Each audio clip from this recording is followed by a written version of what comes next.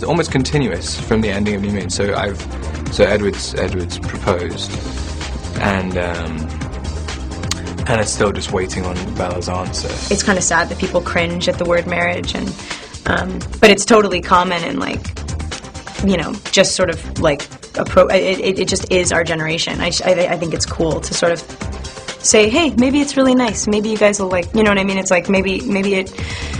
If you're in the right place, it could be the right thing for you. It's not just like, no, I'm not going to get married till I'm 35. It's like, that's it. That's the number, and and all these kids, you know what I mean? It's like, but I don't think we're talking about, you know what I mean? I don't think the movie really, it's not totally about that. There's actually twice. The first time was not so well. He kisses her against her own will, and she punches him in the face, breaks her hand.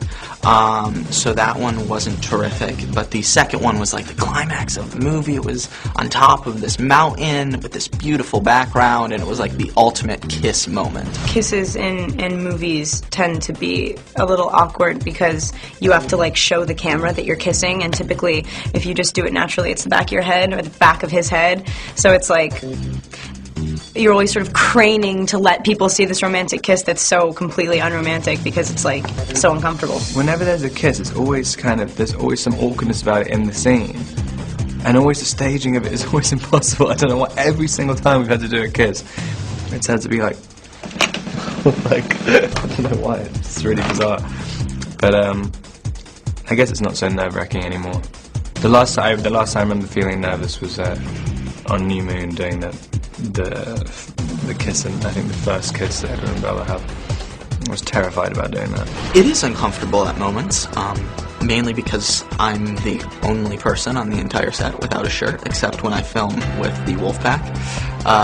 But yeah, I mean, there's the scene where I'm leaning up against the car, and Edward and Bella drive up, and Edward asks the question, does he own a shirt? And I'm kind of just like posing for them as they come up, and it's a little awkward because we're filming in Vancouver. It's not that warm. Everybody else is fully clothed. So yeah, it's different. I get to make the coolest movies and be a part of the coolest projects with people that I've like grown up admiring, and my family's all in the business. My mom's a script supervisor. I've always said like my family's crew, whatever, and so I've really never thought of doing anything else. If I wasn't being an actor, I would definitely have a job on the crew. I would definitely want to grow up and make my own movies, and so it's given me all of that like in the most indulgent way possible, which is like the coolest. I would trade nothing for it, and all the fame stuff like.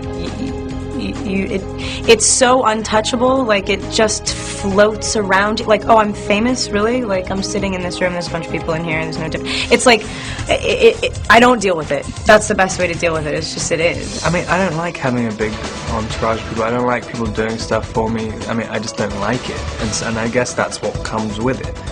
And I've never liked it. I think it's because my mom always liked to do stuff for me all the time, so so whenever people try and do stuff, I'm like, no, stop it, I'll do it myself.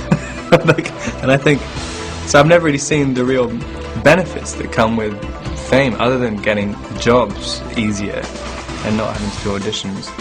But I mean, I don't know, you see some people who kind of become famous and they immediately become like these monsters, and it's like, what are you gaining out of this? Like, what is the kind of thrill for you?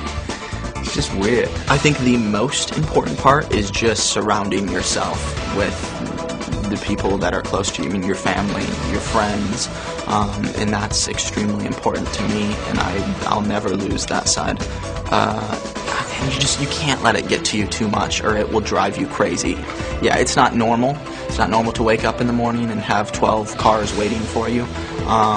But it comes with the job, but there's a lot more pros than there are cons, so I'll take the cons.